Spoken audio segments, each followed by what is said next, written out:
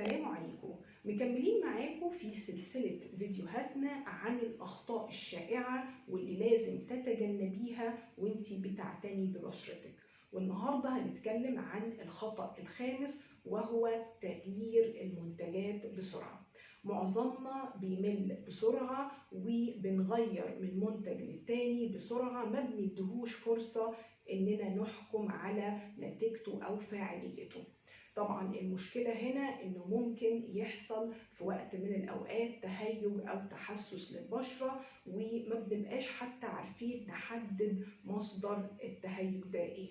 الصح اننا لازم ندي فرصة على الاقل من 4 ل 6 اسابيع لاي منتج قبل ما نحكم على فاعليته. رقم 6 هو النوم بالميك اب. طبعا كنا بننام بالميك اب، ده ممكن يؤدي الى انسداد المسام وظهور البثور والحبوب وبيتلف خلايا البشره. الصح هنا ايه؟ انك لازم تنظفي بشرتك كويس وتزيلي الميك اب قبل النوم.